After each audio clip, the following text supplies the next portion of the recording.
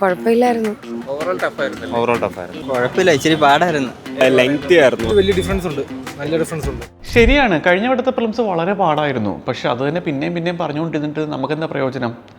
അടുത്ത വട്ടത്തെ അറ്റംപ്റ്റ് വൃത്തിയായിട്ട് കൊടുക്കണം എന്നുണ്ടെങ്കിൽ അതിനുള്ള പ്ലാനിങ് നമ്മൾ ഇന്നേ തുടങ്ങണം.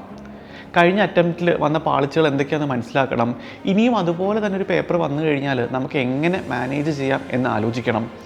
അതുപോലെ തന്നെ മുന്നോട്ടുള്ള ഒരു വർഷത്തെ കൃത്യമായിട്ടുള്ള പ്ലാനുകൾ ഉണ്ടാക്കിയിട്ട് ഇന്ന് തന്നെ അതിനുവേണ്ടി നമ്മൾ വർക്ക് ചെയ്ത് തുടങ്ങണം. മുന്നോട്ടുള്ള പ്രിപ്പറേഷൻ പ്രോസസ്സിൽ ഓരോ ഫേസിലും നിങ്ങൾക്ക് വേണ്ട കാര്യങ്ങൾ മനസ്സിലാക്കി നിങ്ങളെ സഹായിക്കാനായിട്ട് സൈലം കൂടെയുണ്ട്.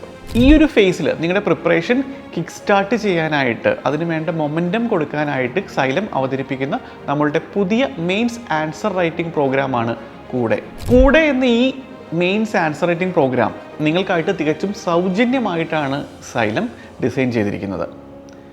ഈ പ്രോഗ്രാമിൻ്റെ പ്രോസസ്സ് എന്ന് പറഞ്ഞു കഴിഞ്ഞാൽ എന്നും രാവിലെ 8 മണിക്ക് സൈലത്തിൻ്റെ ടെലഗ്രാം ചാനൽ നമ്മളൊരു ക്വസ്റ്റ്യൻ അപ്ലോഡ് ചെയ്യും.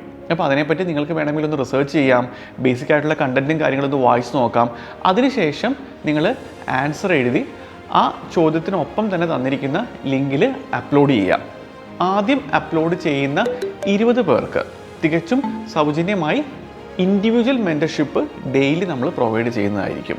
1 മണി വരെയാണ് അപ്ലോഡ് ചെയ്യാനുള്ള സമയം എന്ന് പറയുന്നത്.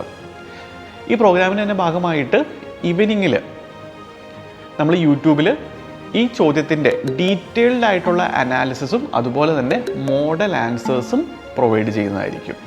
അപ്പം എന്ത് ചെയ്യുമെന്ന് കൺഫ്യൂഷനായിട്ടിരിക്കുന്ന കുട്ടികളെല്ലാം തന്നെ ഈ പ്രോഗ്രാമിൽ ജോയിൻ ചെയ്ത് ആൻസർ റൈറ്റിംഗ് ഫ്രീ ആയിട്ട് തന്നെ ആക്സസ് ചെയ്ത് എഴുതി തുടങ്ങുക.